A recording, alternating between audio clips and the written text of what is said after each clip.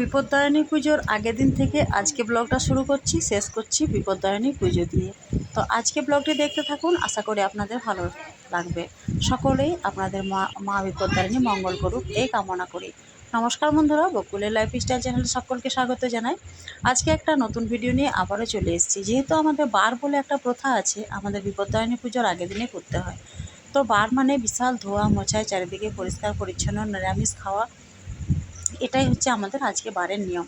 তো সকালে সেই মতো আমি আজকে প্রেসার কুকার ইউজ করব না, একটুখানি আলুর সবজি ডাল ভাত করে তাড়াতাড়ি চলে যাব বাজারে।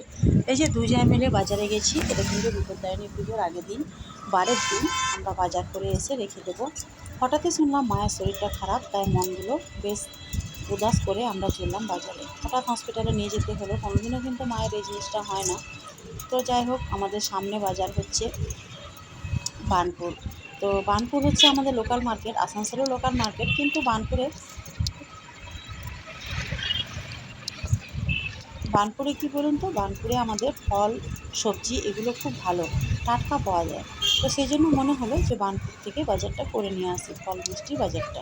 মিষ্টিটা সকালে আনা হবে, কেননা মিষ্টিটা টক হয়ে যাবে, নষ্ট হয়ে যাবে, সেই জন্য মিষ্টি আর কাঁঠালটা সকালে আসবে। দেখুন আকাশ একদম পরিষ্কার, আর এত গরম আছে, মাথা খারাপ গরম, গরমে একদম থাকতে পারছি না। আর ওই যে বললাম, মনটারও ঠিক নেই। মা একটুখানি হসপিটালে গিয়েছে, যদিও বলেছে রাত্রে 9টার মধ্যে ছেড়ে দেবে, স্লাইন চলছে। তো এই যে আমরা মোটামুটি বার্নপুরে ঢোকার মুখে।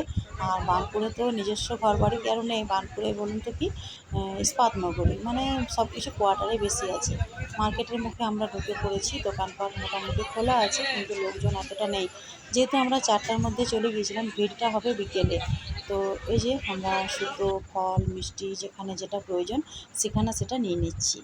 আর লোকজন আছে, কিন্তু তুলনামূলক এখন কম। আর তারপর বেরোনোর সময় বেরোতে পারছিলাম না, এতটা ভিড় হয়ে গেছিলো। আর যেটা আমরা কিনলাম তার ডবল দাম কিন্তু বাকি যে মানুষরা ঢুকেছে তারা কিনেছে। এই যে বেরিয়ে পড়েছি, এবার বাড়ি ফিরবো। তারপর সরাসরি চলে এলাম তারপরের দিনে, অর্থাৎ পুজোর দিনে, মানে আজকের দিনে। এই যে দেখুন, আজ হচ্ছে মঙ্গলবার। তো মঙ্গলবারে আমরা মায়ের কিছুটা সব কিছু রেডি করে দিয়েছি। আর এই বছর আমি কিন্তু কোনো কিছু ছোঁয়াছুঁয়ি করতে পারিনি। আমি নিজে হাতে রেডি করতে পারিনি বলে গোটা ফল দিয়ে এবছর মাকে পুজো দেবো। আর কেন বলুন তো, বাবা মারা গেছে না, তার জন্য আমি মানে আমাকে ব্রাহ্মণে বলেছে যে তুমি থালাটা ছোঁয়া নাড়া করতে পারবে না। মেয়েকে সঙ্গে নিয়েই তাই করে নিয়েছিলাম পুজোর জোগাড়যন্ত্র। আর তারপর পুজোর সব কিছু রেডি করা, ওরা যেহেতু করেছে তার জন্য মা।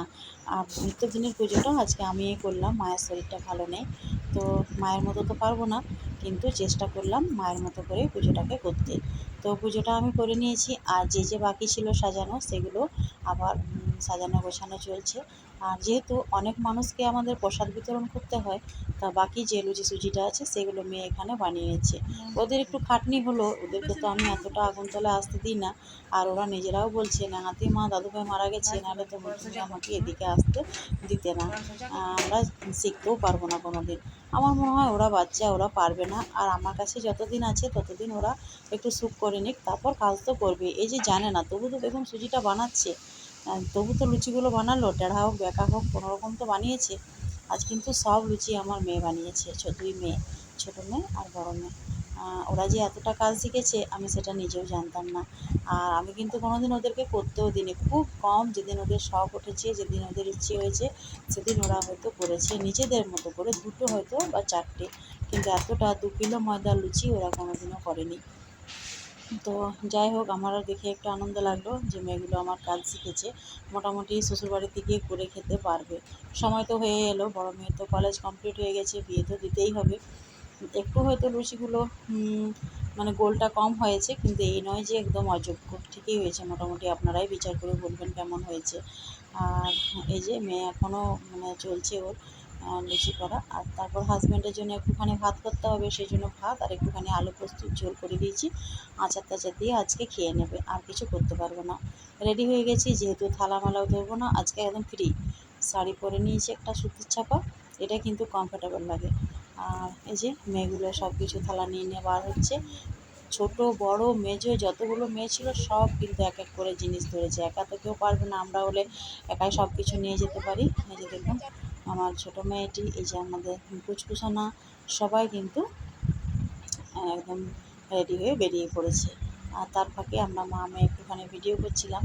আর এই যে আমাদের রাস্তা ধরে আমাদের গলি হয়ে যেতে হয় আমাদের রোড অবধি। তো সকলে মিলে সারিকে সারি আমরা যতগুলো মেয়ে ছেলে আছি, আমরা 2 জা আর আমাদের 5 জন মেয়ে একসঙ্গে কিন্তু যাচ্ছি।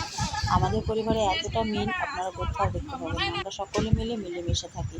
রোডে ধরে নিয়েছি, চলে এসেছি মন্দিরে। মায়ের মন্দিরে একবার পুজো হয়ে গেছে, ব্রাহ্মণকে সবাই সুতো বাঁধছে, ব্রাহ্মণও কিন্তু বতীদের হাতে সুতো বেঁধে দিচ্ছে। আমি একটুখানি বসেছিলাম গাছতলায়, তো একটুখানি ভিডিও করছি। বউ মানুষ লজ্জাও করছে, কিন্তু একটুখানি নিজে বসেছিলাম, সেটা আপনাদেরকে দেখিয়ে দিলাম। আমাদের তো পুজো, আমাদের কোনো অধিকার নেই, তাই আমি ঢুকিনি। এবার আমি সুতোটা বাঁধার সময় ব্রাহ্মণের কাছে চলে গিয়েছিলাম। বাড়িতে চলে এসেছি, যেহেতু গোটা ফল নিয়ে গিয়েছিলাম, ফলগুলো এবার কাটাকাটি করতে হবে, সবাইকে প্রসাদ দেবো, বাচ্চাদের হাতে সুতো বেঁধে দেবো। এগুলো এবার যে বাকি কাজগুলো থাকে সেগুলো করবো। এই যে মোটামুটি ফল কাটা হয়ে গেছে, একটুখানি হেল্প নিলাম।